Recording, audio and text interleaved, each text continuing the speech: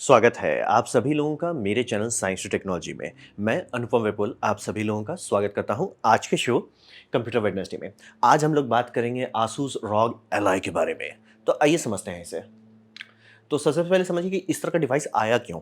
तो कारण था कि स्टीम डेक, और स्टीम डेक का सबसे बड़ा बात ये था कि ये काफ़ी बड़ा और सक्सेसफुल हो गया। ये करीब 16 लाख यूनिट सेल किया, यानी 1.6 मिलियन यूनिट सेल किया, या उससे भी ज़्यादा ही है, कम तो है ही नहीं। तो ये काफ़ी सक्सेसफुल रह गया और ये बड़ी बात है। और ये समझिए कि ये हैंड हेल्ड X86 पीसी है। हैंड हेल्ड पीसी मतलब एक टाइम में बहुत पॉपुलर होता है, जैसे कि आप लोग शुरू-शुरू में पिक्चर सब में जेम्स बॉन्ड में ये दिखाया जाता था। वायो का ऐसा छोटा-सा लैपटॉप बनाते थे। वो पॉपुलर था, हैंड हेल्ड कंप्यूटर पॉपुलर था, लेकिन वो खत्म हो गया। तो ये वापस उसे ले आए कि X86 का प्रॉपर कंप्यूटर। तो ये लाया गया और ये काफ़ी सक्सेसफुल रहा। 2 साल तक मार्केट में इसका कोई कॉम्पिटिशन नहीं था और आसूस अब जाके इसके लिए कॉम्पिटिटर उतारा है। और इनके पास सबसे बड़ा बेनिफिट है 2 चीज़ का, कि इनका जो एसओसी है, यानी कि जो मेन इसका प्रोसेसर और जीपीयू है, वो बहुत नया है। दूसरा, विंडोज़ 11 ये डायरेक्ट देते हैं। इसमें लिनक्स का ऑपरेटिंग सिस्टम है जो स्टीम ओएस है। इसमें नॉर्मल विंडोज़ 11 है। तो ये मतलब मेन सिस्टम है। ये मतलब समझिए ज़्यादा नज़दीक है विंडोज़ का इकोसिस्टम में, जैसे कि ये पहले आता था। मतलब कि फुल फ्लेज्ड विंडोज़ है, ये भी फुल फ्लेज्ड विंडोज़ 11 है।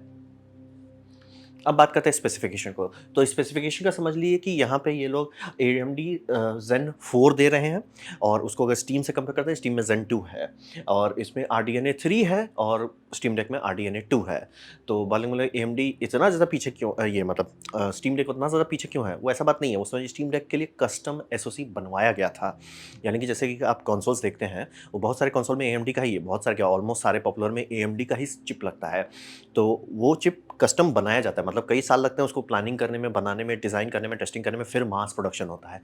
तो वैसे समझिए ये आपका स्टीम डेक, यानी कि वाल्व ने जब डील किया AMD के साथ, तो उन्होंने कस्टम बनवाया। जब ये एसुस ले रहा है, तो एसुस खरीद रहा है। तो खरीदने का फ़ायदा ये कि ये चिप बनना ही था और ये रिलीज़ होना ही था। तो ये जो आप चिप देख रहे हैं, Z1 सीरीज़ का जो चिप दिया जा रहा है, ये चिप समझिए बाकी और लैपटॉप मैन्युफैक्चरर्स को भी दिया जाएगा। तो इसीलिए ये काफ़ी लेटेस्ट है। मतलब आप ऐसा समझो ना कि आप कस्टम बनवाने की जगह पे वही यूज़ कर रहे हो जो कंपनी खुद ही सेल करने वाली है। तो ये इसीलिए इतना अच्छा है। इसमें 2 SKU दे रहे हैं, यानी कि 2 ऑप्शन है। उसमें एसओसी में थोड़ा-सा अंतर है और एसएसडी में अंतर किया गया है। तो यानी कि Z1 वेरिएंट अगर आप खरीदते हैं, तो उसमें आपको 256 जीबी का PCI 3.0 का एसएसडी मिलेगा। अगर एक्सट्रीम लेते हैं, तो उसमें 512 जीबी का आपको ये मिल जाएगा, क्या बोलते हैं, PCI 4.0 का आपको एसएसडी मिलेगा। यानी थोड़ा-सा ज़्यादा ये मतलब कैपेसिटी तो बहुत है, और मतलब उसमें रीड राइट स्पीड भी थोड़ा बेटर हो जाएगा। और 6 कोर वर्सेस 12 थ्रेड्स आपको मिलता है सस्ते वाले में, और 8 कोर 16 थ्रेड मिलता है आपको Z1 एक्सट्रीम में। यानी कि जितने भी लोग रिव्यू कर रहे हैं, वो Z1 एक्सट्रीम का है। किसी को समझ में नहीं आ रहा है, क्योंकि इसका दाम Z1 एक्सट्रीम का स्टीम डेक के इतना नज़दीक है। एक्सट्रीम की बात कर रहा हूँ, तो सस्ते वाले का तो अभी तक अनाउंस भी नहीं हुआ है कि सस्ता वाला आ रहा है, कितना दाम में आ रहा है, उसका कुछ नहीं है। तो हिसाब यही बनता है कि शांति से ये उन्होंने उतारा ही क्यों? क्योंकि कोर चेंज कर रहा है, ऐसा नहीं कि सिर्फ मेमोरी चेंज हो रहा है, कोर चेंज हो रहा है। एसओसी यानी कि ये जो सिस्टम है, वो चेंज कर रहे हैं। तो ये 8 कोर 16 थ्रेड्स दे रहा है। थैंकफुली रैम दोनों में सेम है। 16 जीबी लो पावर DDR5, यानी काफ़ी हाई स्पीड का रैम दिया गया, 6000 हर्ट्ज़ वाला। एक्चुअली वो मेरे से भी ज़्यादा फास्ट है, मतलब मेरे डेस्कटॉप में जो लगा है उससे ज़्यादा फास्ट है। और इसका मेन सबसे बड़ा जंप जो हो रहा है स्टीम डेक के कम में, स्टीम डेक में थोड़ा ऊट-पटांग स्क्रीन है जो 800p है। यहाँ पे शांति से शुद्ध फुल एचडी है, यानी कि 1920 by 1080 शुद्ध है, और ये समझिए 120 हर्ट्ज़ पे चलता है। अब रहा बात 120 हर्ट्ज़ रिफ्रेश रेट देना, अच्छी बात है, बल्ले-बल्ले, इससे बढ़िया बात है ही नहीं। लेकिन प्रॉब्लम ये होता है कि इतना हल्का एसओसी बहुत ज़्यादा चीज़ चला नहीं पाएगा उतना फ्रीक्वेंसी पे। लेकिन इसमें फ्री सिंक दिया गया। फ्री सिंक का मतलब ये होता है कि जब भी आप गेम चला रहे हैं, खासतौर पे 30 एफपीएस से लेके 120 एफपीएस के बीच में, ये जो ज़ोन होता है, इस ज़ोन में आपका वीडियो अभी भी वीडियो है, क्योंकि आप 30 एफपीएस के ऊपर हो। लेकिन जो स्टटर आता है, वो दिमाग खराब करता है। स्टटर ना आए उसके लिए फ्री सिंक बहुत फ़ायदेमंद रहता है, क्योंकि वो स्क्रीन तभी रिफ्रेश करता है जब एक नया ये आ जाता है, फ्रेम आता है। वो वेट नहीं करता, या पिछले वाले को फ्रेम को 2 बार ड्रॉ नहीं करता। तो स्टटर आपको परसीव नहीं होता है। मैजिकली फिक्स नहीं कर देता, लेकिन जो एक्सपीरियंस है कि मैं यूज़ कर रहा हूँ, उसका कैसा एक्सपीरियंस आता है, वो एक्सपीरियंस को काफ़ी चिल कर देता है। ये काफ़ी अच्छा टेक्नोलॉजी का यूज़ है। और इसमें मतलब जो चार्जिंग का सिस्टम दिया गया है, वो 65 वाट का पावर डिलीवरी दिया गया है, और बैटरी जो है 40 वाट आवर पावर का, जो कि थोड़ा ऑड है क्योंकि ये स्टीम डेक का भी उतना, लेकिन ये स्टीम डेक से ज़्यादा पावर खाता है, तो बैटरी मतलब उस हिसाब से छोटा है। लेकिन अगर चूँकि 65 वॉट का चार्जर है, आप 1.3 आवर्स में चार्ज कर सकते हैं, यानी 1 घंटा 30 मिनट के अंदर आराम से चार्ज हो जाएगा। आप कहोगे कि पूरा 1 घंटे के अंदर क्यों नहीं हो रहा है? बात ये है कि कोई भी लिथियम आयन बैटरी को 1 सी पे कंटिन्यूअसली नहीं करने देगा। 1 सी मतलब होता है 1 घंटे का चार्जिंग। किया जा सकता है, लेकिन जनरली शुरू में जब बैटरी को गर्म करने लगता है तो धीरे-धीरे एम्प डाला जाता है। जब वो गर्म हो जाता है, टेम्परेचर हो जाता है, तब वो बात करता है चार्जर से कि भैया हम गर्म हो गए हैं। उसके बाद चार्जर पूरा बम पावर देता है। फिर जब वो ओवर हीटिंग के पास जाता है तो उसको ठंडा करने लगते हैं कि भैया ठीक है, अब ज़्यादा पावर नहीं देगा। आपका इलेक्ट्रिक गाड़ी में भी यही होता है कि इसीलिए देखिए कि मतलब कि मतलब 0 टू 80% बहुत तेज़ी होगा, उसके बाद धीमा कर दिया जाता है। तो इसीलिए 65 होने का आराम से ये कर सकता था कि 1 घंटे के अंदर पूरा चार्ज हो जाएगा 0 टू 100, लेकिन उससे लाइफ स्पैन काफ़ी कम हो जाएगा। इसीलिए वो सब तरीका नहीं किया जाता। 1.3 दे रहे हैं, यानी कि बैटरी आपका लंबा चलेगा। और यहाँ पे मैं जितना इनका सारा डिटेल देख रहा हूँ, इसमें हिसाब आ रहा है कि लो एंड वाला इनका मत खरीदिए। आसूस खुद ही बोल रहा है, मतलब उनके रिप्रेजेंटेटिव खुद ही बोल रहे हैं, मुझे नहीं समझ रहा है कि क्यों खरीदें, क्योंकि एसओसी बदलते रहे। अगर ऐसा होता कि आपका मतलब समझिए एसएसडी बदला जा रहा है, तो ठीक है, आप एसएसडी बाद में खरीद के नया लगा लीजिएगा, बल्ले-बल्ले। यहाँ तो अब थोड़े डीसोल्डर करके नया खरीद के लगाइएगा, तो इसीलिए सस्ता वाला मत लीजिएगा, क्योंकि उसमें कोर्स कम है। आप मतलब समझिए ऑक्टा कोर से हेक्स कोर पे उतर आइएगा, इसीलिए वो वाला आइडिया अच्छा नहीं है। स्पेसिफिकेशन यही है। अब बात करते हैं परफॉर्मेंस का। तो परफॉर्मेंस का सबसे पहला बात आता है, जब भी इस तरह का डिवाइस के बारे में बात करें, क्या ये उसे ठंडा रख पाता है कि नहीं? कि जो एसओसी है बम-बम काम कर रहा है, लेकिन वो ओवरहीट हो जा रहा है, लॉक हो जाएगा, उसका परफॉर्मेंस नहीं आ पाएगा उतना। तो यहाँ पे इसको कोई प्रॉब्लम नहीं है, और इन्होंने 2 कूलिंग सॉल्यूशन दिया। और ये भी आपको समझना पड़ेगा, ज़रूरी नहीं था 2 देना, लेकिन इन्होंने 2 सिर्फ़ एक कारण से दिया है, ताकि आवाज़ कम हो। क्योंकि ये समझिए पोर्टेबल डिवाइस है, आपके इतना नज़दीक रहेगा, तो अगर आवाज़ कम करेगा, तो लोगों का एक्सपीरियंस अच्छा रहेगा। इसीलिए आवाज़ कम करने के लिए इन्होंने 2 यूनिट पे लोड बाँट दिया। मतलब समझिए कि एक हाई स्पीड फ़ैन की जगह पे 2 लो स्पीड फ़ैन पे चल रहे हैं। तो आवाज़ जो है जेनुइनली कम है, कि बस लाइक मतलब जितना ये बिजली खा रहा है, उस हिसाब से कितना ठंडा करना पड़ रहा है, वो काफ़ी कम है। इसीलिए यहाँ पे वो पैसा बचा सकते थे, लेकिन नहीं किया, क्योंकि एक्सपीरियंस खराब हो जाता। फिर अब ये समझिए कि अगर आप इसे स्टीम डेक से कंपेयर करते हैं, जैसे आप लो पावर पे लगा देते हैं, दोनों स्टीम डेक में आपको टीडीपी कंट्रोल करने का ऑप्शन मिलता है कि कितना वाट खा रहा है, उसको कम कर दो। अगर आप कम कर देते हैं कि हमको मतलब प्लेन पे चलना है, प्लेन बहुत लंबा है, आप बहुत सारे बैटरी बैंक लेके नहीं घूमना चाहते, कोई बात नहीं, तो आप करोगे कि टीडीपी कम कर देते हैं, थोड़ा सा एक्सपीरियंस खराब होगा, लेकिन ज़्यादा देर चल पाएगा। अगर वैसा आप करते हैं, स्टीम डेक ज़्यादा बेटर है। क्यों? क्योंकि वो लो पावर पे ज़्यादा इफिशिएंटली चलता है। ऐसा क्यों है? 2-3 चीज़ हो सकता है। पहली बात तो ये समझिए कि वो एक्चुअल एसओसी मतलब वाल्व बनवाया है, मतलब वो एक्चुअली डील करके बनवाया है। दूसरी बात, ऑपरेटिंग सिस्टम पे खुद का कंट्रोल है। लिनक्स के डीप लेवल पे उतरना पॉसिबल है, क्योंकि एक तो ओपन सोर्स है, ऊपर से उनका खुद का ऑपरेटिंग सिस्टम है। तो ये सब 2-3 चीज़ मिला के मुझे लगता है कारण वही है कि वो लो पावर पे काफ़ी अच्छा सर्विस दे पाते हैं। तो लो पावर पे आपको नहीं कंपेयर करना, लेकिन जैसे ही आप पावर खोल दिए इसका, यानी कि रॉग एलाई को बोले भैया तुम बिजली खाओ, हम चार्ज कर लेंगे, धड़-धड़ा के वो धो देता है। तब वो सीधा मतलब एकदम बढ़िया से धुआँ निकाल देता है, तब आपका कंपैरिज़न नहीं रहता है। लो पावर पे कंपैरिज़न है, जैसे ही पावर आप 25 वॉट की है, काम खत्म। और जहाँ आप उसको पूरा 30 कर दिए या 35 कर दिए, तब तो वो उड़ा देता है। वही समझिए। और 30 और 35 वॉट अवेलेबल है आपके लिए, अगर आप सीधे जैसे मान लीजिए आप खेल रहे हो, ठीक है? आपके पास एक बड़ा-सा पावर बैंक है, जो कि पावर डिलीवरी होना चाहिए, क्योंकि नॉर्मल पावर बैंक नहीं चार्ज कर पाएगा इसको। चार्ज कर लेगा, बट धीमे-धीमे करेगा। 65 वॉट का अगर पीडीपी ये पावर डिलीवरी डिटेक्ट होता है, तो ट्रिगर करता है एक हाई एनर्जी मोड, जिसमें वो 30 वॉट का चलना है। जैसे कि आपका लैपटॉप सब में होता है ना कि जो जीपीयू है तभी चलता है जब आप पावर प्लग लगाते हो, वैसे ही समझिए इसमें भी है कि जैसे ही वो डिटेक्ट करेगा कि एक पावर डिलीवरी का प्लग लगाया गया है, जो 65 वॉट पे चल रहा है, वो धड़-धड़ा के 30 वॉट कर देगा। अब आपका जो परफॉर्मेंस है वो genuinely one of the best आ जाएगा। और अगर उसको आप मैनुअली थोड़ा और चाहते हैं, तो बूस्ट कर दिए 35 वॉट पे, लेकिन हाँ, 35 वॉट पे फैन का आवाज़ आपको सुनाई देने लगेगा, कि तब एसओसी थोड़ा ज़्यादा गर्म हो जाता है। तो ये आप कर सकते हैं कि आपको जितना परफॉर्मेंस चल रहा है उससे आप खुश हैं, और किसी लगे नहीं यार मैं प्लेन पे हूँ, लेकिन मेरे पास बैटरी बैंक रखा हुआ है, आप बैटरी बैंक से छोटा-सा यूएसबी केबल लगाइए जो 65 वॉट रेटेड हो, आराम से उसके बाद एन्जॉय कीजिए। और गेमिंग परफॉर्मेंस कैसा आएगा? अगर आप कुछ हुलुलुलु नहीं करते, बस खरीदे, चार्ज किया, उसके बाद चलाना चाहते हैं, तो कैसा मिलेगा एक्सपीरियंस? एक्सपीरियंस समझ लिए कि ठीक-ठाक देगा आपको। 720p पे मिड सेटिंग्स पे आपको 60 एफपीएस से ऊपर जाएगा। तो बोलेंगे भाई 120 का डिस्प्ले दे रहे हैं, फुल एचडी दे रहे हैं, तो फ़ायदा क्या? पहली बात आप ये समझिए कि एसओसी है और उसका पावर भी लिमिटेड। यही एसओसी अगर किसी लैपटॉप में दिया जाए, तो वो फुल एचडी संभाल लेगा और उससे ज़्यादा एफपीएस भी दे पाएगा। लेकिन कूलिंग सॉल्यूशन के हिसाब से, और दूसरी बात, इसे बैटरी पे चलना है और विंडोज़ का ओवरहेड है, तो जितना लिमिटेशंस है उसके हिसाब से ये बहुत बढ़िया है। ये एक्सपेक्टेशन कर लेके मत घुसिए। हाँ, पुराने गेम जैसे मान लीजिए आपको कुछ-कुछ लोगों को होता है कि यार मैं काउंटर स्ट्राइक ही खेलता हूँ, वो तो चलेगा 120 पे, उस पे आपको टेंशन नहीं लेना है। लेकिन अगर ये नहीं है आपका कि मैं एकदम लेटेस्ट एंड ग्रेटेस्ट गेम खेलना चाहता हूँ हाईएस्ट रेज़ोल्यूशन में, एसओसी बोलेगा भाई कारण है कि लोग बड़ा-बड़ा डेस्कटॉप बनाते हैं, इसमें नहीं होगा। लेकिन आम लोगों की आम ज़रूरतों में आराम से 720p मिड सेटिंग्स पे सारे मॉडर्न गेम्स 60 एफपीएस के आसपास छू सकते हैं। और जो नहीं भी छुएगा, चूंकि फ्री सिंक है, आपको स्टटर नहीं दिखेगा, यानी कि मक्खन जैसा एक्सपीरियंस आएगा। और हैंड हेल्ड के कंपेयर में तो समझ लीजिए कोई डिस्कशन ही नहीं है। और ये समझिए कि कुछ ही गेम हैं जो 120 एफपीएस पे चलते हैं, जो कि बहुत ऑप्टिमाइज्ड है और बहुत लो एनर्जी पे चलता है। और इस पे आप वीडियो एडिटिंग भी कर सकते हैं। ये मतलब ये समझना ज़रूरी है, ये विंडोज़ पीसी है और उसका प्रोसेसर भी कस्टम नहीं है, वो नॉर्मल प्रोसेसर है। तो इसमें हर वो काम जो आप एक लैपटॉप पे कर सकते हैं, वो इसमें कर सकते हैं। कोई भी ऐसा नहीं कि सिर्फ गेम खेलने के लिए। ये गेम खरीदने का साइड में काम कर सकते हैं, आप मेन कंप्यूटर के तौर पे भी यूज़ कर सकते हैं। तो परफॉर्मेंस अच्छा है, जो चीज़ है उसके हिसाब से। मत कंपेयर कीजिए कि ओह! मैं लैपटॉप में ऐसा करना चाहता हूँ। ऑब्वियसली लैपटॉप क्या है, यही एसओसी लेके ज़्यादा बेटर परफॉर्मेंस दे आराम से, लेकिन उसका दाम भी ज़्यादा होगा। दूसरी बात, वो बिजली ज़्यादा खाएगा। इसे बैटरी में चलना है, तो बैटरी के हिसाब से मतलब छोटे बैटरी में, यानी कि आप हाथ में कैरी करो, लैपटॉप आप ऐसे लेके नहीं खेलते रहते हो ना, तो मतलब इसका वजन लिमिटेशन के कारण जितना बना सकते थे बना दिया। अब बात करते हैं इकोसिस्टम का। तो यहाँ पे सबसे बड़ा समझिए कि विंडोज़ डैडी है। अगर आपको गेमिंग करना है तो विंडोज़ डैडी है, काम खत्म। आप मार एप्पल कर लो, मार लिनक्स कर लो। गेमिंग करना है, शांति से बाकी सबको धो दो। भैया बहुत बढ़िया बात है, बस थोड़ा दूर हो जाइए, हमको करना है विंडोज़ पे। इसको नहीं, इस पे डिस्कशन नहीं करते हैं। ये बेसिक चीज़ है। तो ये हो गया। अब यहाँ पे दूसरा एक फ़ायदा था, स्टीम के साथ भी दिक्कत है कि आप स्टीम बना रहा है ऑपरेटिंग सिस्टम, उसमें आप दूसरा चीज़ कर सकते हैं, लेकिन डायरेक्टली नहीं होगा, उतना आसानी से नहीं होगा, क्योंकि वो लिनक्स का ऑपरेटिंग सिस्टम है। तो जैसे मान ली एपिक गेम स्टोर है, वो लिनक्स के लिए कुछ बनाए, फिर उसमें आप तिगड़म लगा के उसे पोर्ट करो, तब हो, लंबा रास्ता है।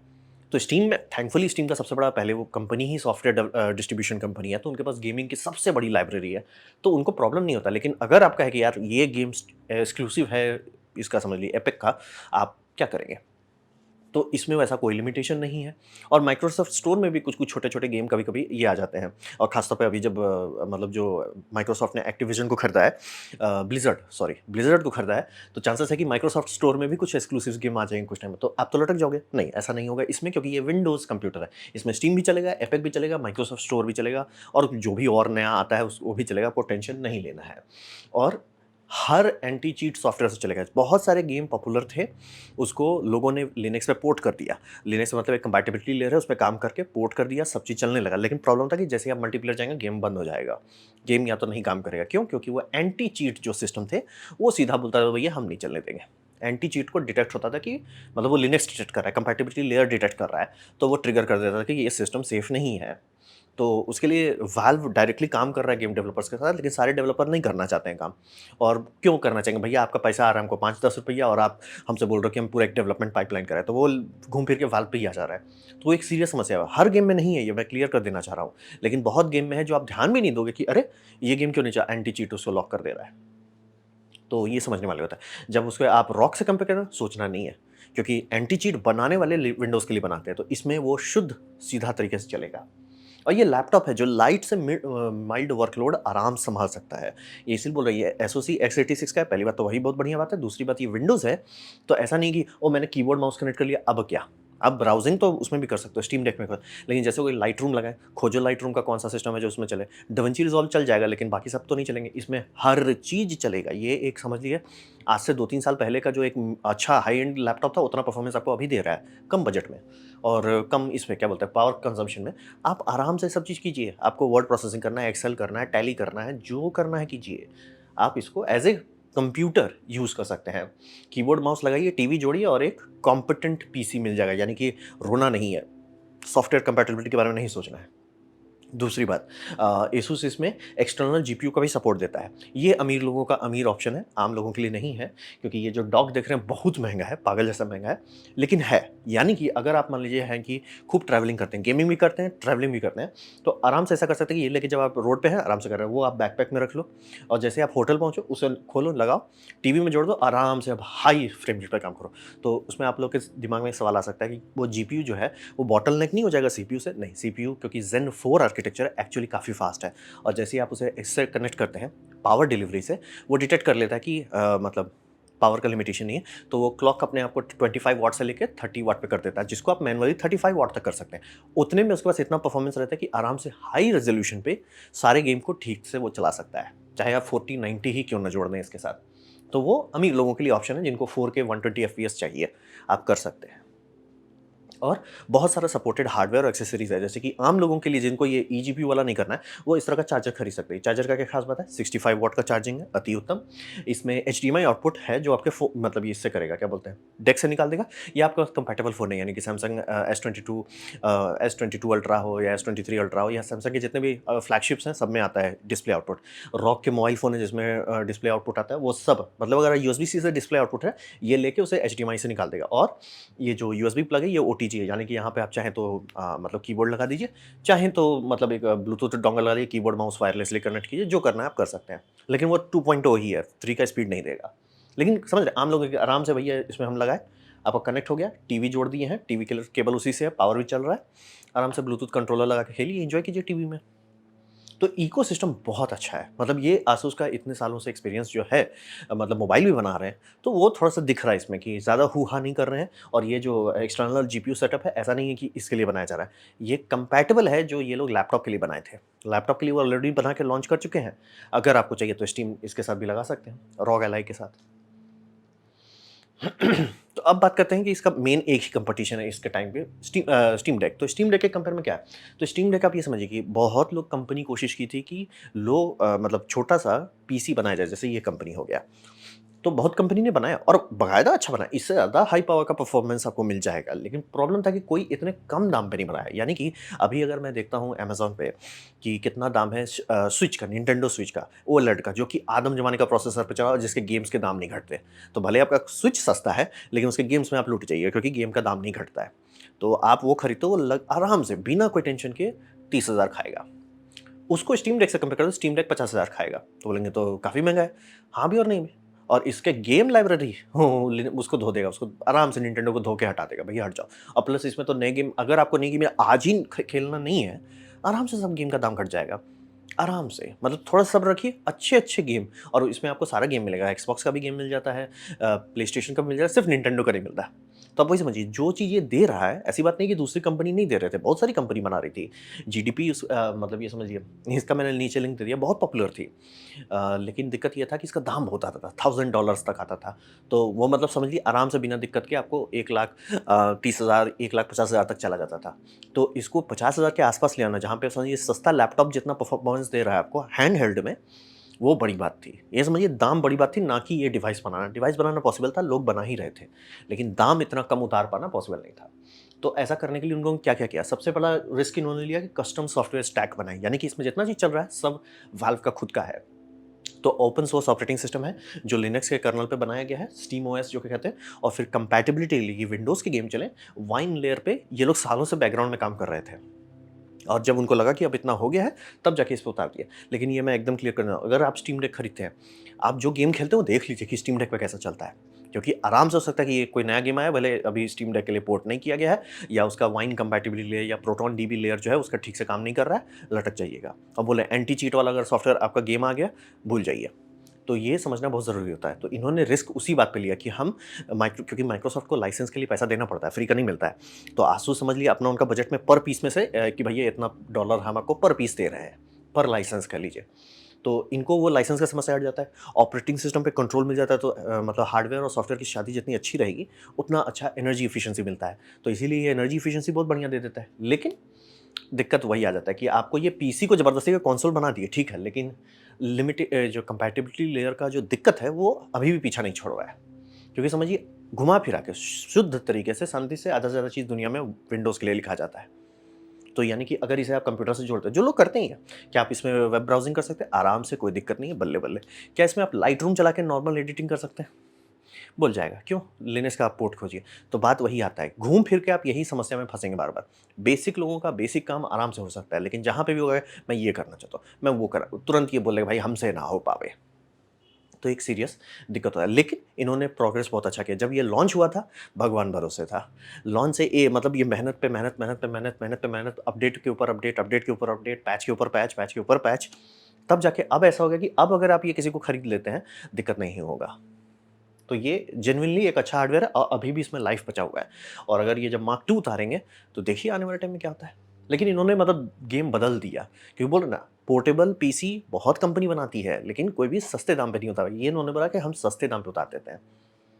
और वही बोल रहा हूँ कि अगर आप इसको कंपेयर करते हैं किसी भी और कंसोल से, कंसोल भले आपको दाम तुरंत सस्ता लगे, कंसोल्स के गेम के दाम नहीं घटते हैं। इस वजह गेम का दाम लगभग फ्री मिलता है। अगर आप ये खासतौर पे अगर आसूस ले लेते हो आप, उसमें तो एपिक स्टोर मिलेगा। एपिक स्टोर हर कुछ हफ्ते में आपको फ्री में गेम देता है। मेरे पास GTA 5 फ्री में पड़ा हुआ है। बहुत सारे गेम है, मतलब 100 गेम है फ्री में पड़ा हुआ है मेरे पास। और वो भी टॉप क्वालिटी का, जो मतलब फ्री उसी टाइम के लिए था, ऐसा नहीं तो वो फ्री हो गया बाद में। ना, ना, ना, ना, अभी भी आप GTA देखिए तो ₹2000 का है। तो वही वाली बात हो जाती है कि गेम एक्विजिशन कॉस्ट आपका हमेशा विंडोज़ पे कम आएगा। तो हार्डवेयर में पैसा दे दो और गेम्स में पैसा बचाओ। मैं गेम्स के लिए पैसा दे रहा हूँ ना, मैं गेम्स खेलने के लिए पैसा दे रहा हूँ। तो ऑब्वियसली हार्डवेयर पे थोड़ा ज़्यादा दे दो, लेकिन ज़्यादा गेम खेल पाओ, वो ज़्यादा बेटर ऑप्शन रहता है लॉन्ग टर्म में, और प्लस मैं सब कुछ कर सकता हूँ। तो स्टीम डेक काफ़ी अच्छे डायरेक्शन पे चल रहा है, और इससे समझिए लिनक्स का भी कंपैटिबिलिटी काफ़ी इंप्रूव हो रहा है। तो फ़ायदा है, और अच्छा इन्होंने ही सारा, मतलब जितना भी रेनेसांस हुआ है ये सारा इसी का तो किया हुआ है। तो ये काफ़ी अच्छा डिवाइस रहा। तो ये था मेरा प्रेजेंटेशन आसूस रॉग एलाई के बारे में। उम्मीद करता हूँ आपको अच्छा लगा, कुछ सीखने मिला, कुछ समझ में आओ। अगर ऐसा है, लाइक कर दें, दोस्तों शेयर कर दें, उससे मेरा काफ़ी भला होगा। नहीं अच्छा लगा, नहीं पसंद आया, कोई बात नहीं, आप डिसलाइक दबा सकते हैं। मैं कहूँगा डिसलाइक 2 बार दबाएँ, उससे मुझे पता चलेगा कितना नापसंद हुआ है। मैं आपसे कहूँगा कमेंट लिखें, मैं हर कमेंट को पढ़ने की कोशिश करता हूँ। आपसे कहूँगा सब्सक्राइब कीजिए, बेल दबाइए अगर आप फ्री हैं तो। आपने मेरा वीडियो देखा, जान के मुझे बहुत खुशी हुई। धन्यवाद।